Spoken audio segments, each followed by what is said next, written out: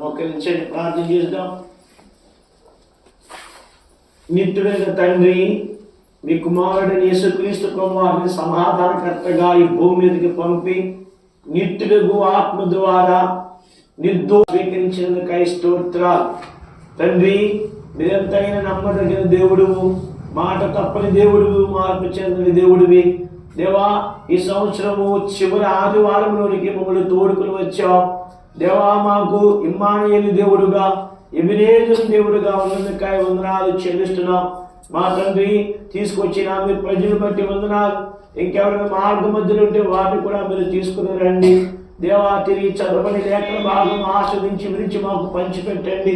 మీ బిడ్డలైన వారి మీద నిలుపుని సంపూర్తిగా ఖాళీ చేసుకొనిచున్నాను. మీ దైవాత్మతో నింపుము, మీ నోటున్న మాట నోట ఉంచుము, మీ అరచేతి నిలవలను కప్పుము. నన్ను కూడా మీరు వాడుకోండి, నాకు కూడా మీరు సహాయం చేయ ప్రభా. ఇశ్రాయేలు పరిశుద్ధ దేవా, వచ్చి ఈ ప్రజలు దీవించబడాలి, ఈ ప్రజలు ఆశ్రయించబడాలి, ఈ ప్రజలు ఆత్మీయంగా ఎదగాలి తండ్రి, ఆరాధనలు ఎదగాలి ప్రభా.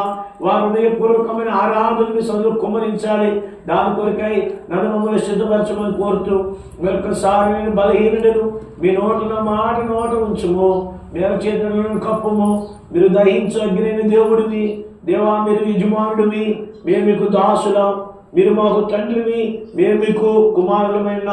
కాబట్టి దాసుడు యజమానుడు కనపరచాలి, కుమారుడు తండ్రికి భయపడాలి.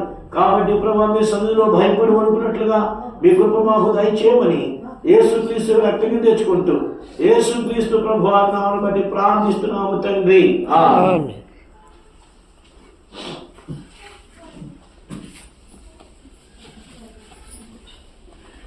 ఉదయకాల సమయమందు మనము దేవుణ్ణి ఆరాధించటానికి, మనము దేవుని గణపరచడానికి మనం వచ్చిన్నాం. ఇక్కడ ఆదికాండము 35వ అధ్యాయంలో మనం చూస్తే, ఈ 35వ అధ్యాయంలో యాకోబు యొక్క జీవితము ఆరాధనతో ఇక్కడ రాయబడింది. దీనికి ముందేమో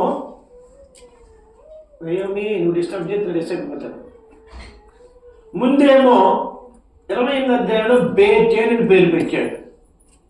బేతేల్. ఇక్కడికి వచ్చేటప్పటికి ఏం పేరు పెట్టాడు? ఏల్ బేతేల్ అని పేరు పెట్టాడు.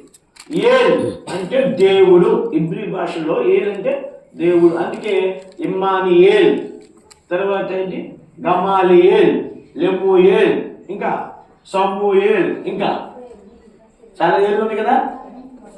ఏల్ ఏల్ అంటే అర్థం ఏంటంటే